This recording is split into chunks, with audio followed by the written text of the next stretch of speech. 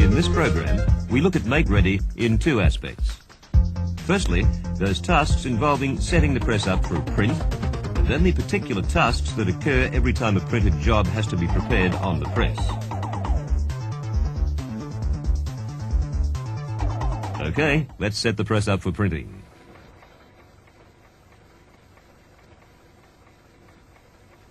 Where will we start? Why not start with the printing cylinders? And the first cylinder we'll look at is the blanket cylinder, the one that transfers the print from the plate to the paper. It's useful to look at the cross-section of the blanket cylinder. See the way that the rubber blanket and packing is intended to fill the undercut of the cylinder. On the GTO, the undercut is 3 millimeters, so this becomes the necessary thickness as you pack the blanket. However, should you be using a compressible blanket, you need to overpack by 0.05 of a millimeter to get a good transfer of print. You can't really achieve the accuracy so vital to correct printing pressure without using a micrometer. Here, a special calibrated packing sheet is used and checked with the micrometer.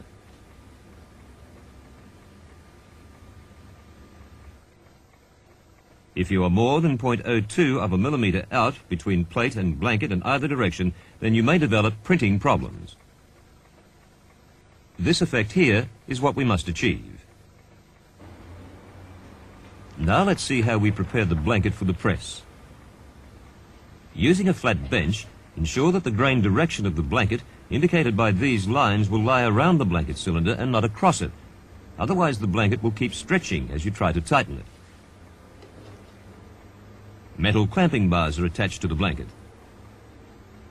Don't be tempted to clamp the packing in with the blanket at this stage. You'll only create problems.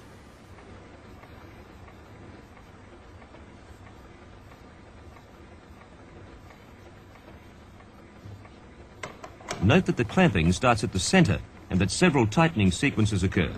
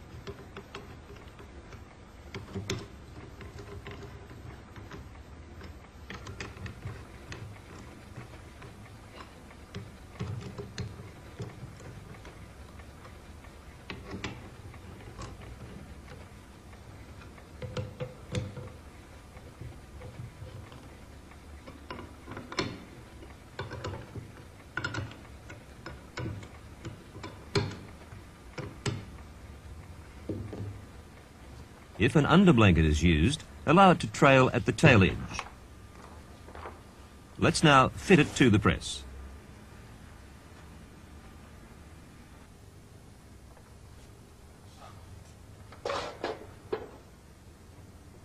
First, fold the front edge of the packing over, about 12 millimeters, and tuck it over the leading edge of the blanket cylinder face.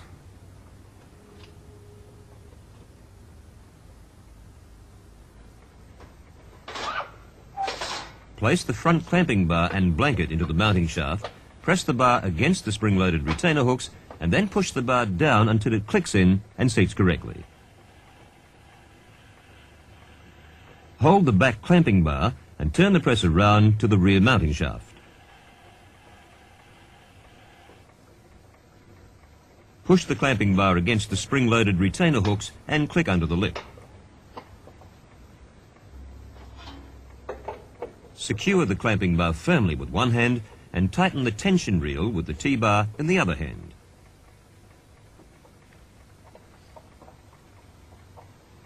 Tighten firmly. Turn the press around to the front edge and tighten the front mounting shaft.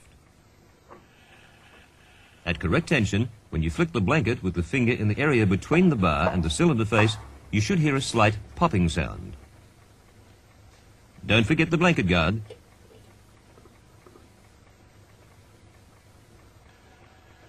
The impression cylinder of the GTO is fitted with a jacket so that numbering and perforating can be done.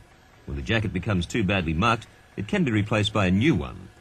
Jacket thickness is 0.3 of a millimetre. When fitting the jacket, it's wise to begin by placing corrosion inhibitor on the cylinder face so that moisture can't enter between the jacket and cylinder face.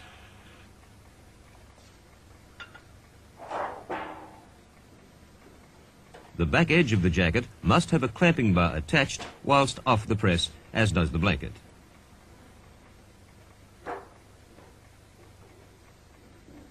Insert the front edge of the jacket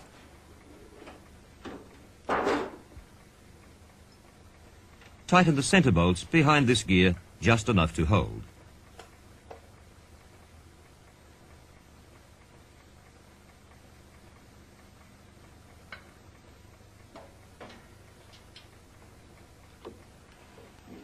Move the press around until the back clamp on the jacket can be snapped into its mounting shaft.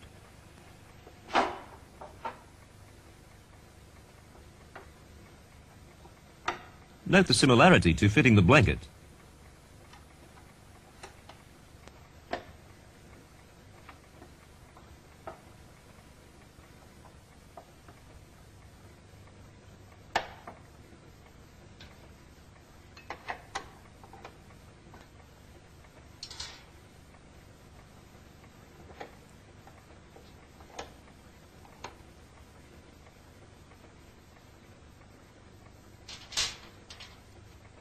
Gently turn the press so that the gripper clamp is accessible again.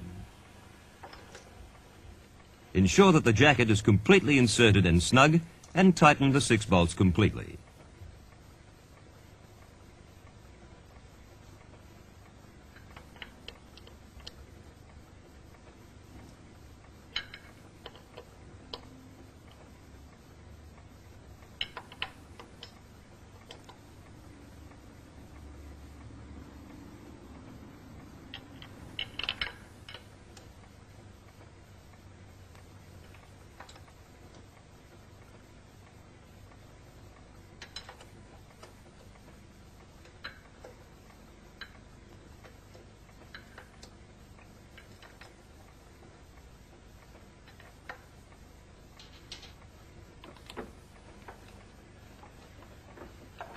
Finally, apply tension to the tail mounting shaft so that the entire jacket fits snugly against the impression cylinder face.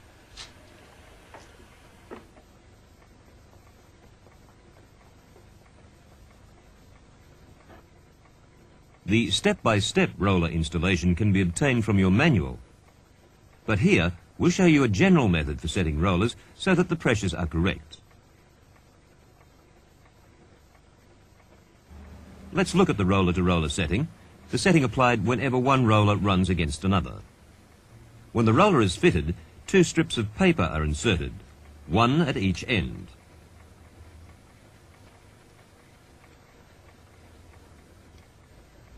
Adjust the rubber roller towards or away from the oscillator using the small adjustment screw. It's the one without the white painted ring. Here, we can see the roller setting moving under adjustment.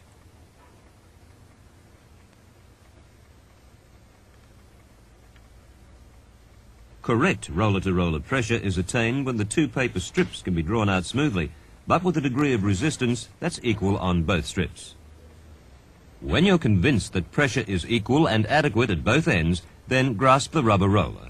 You should be able to turn the rubber roller against the oscillator without any great effort. Don't set it any harder.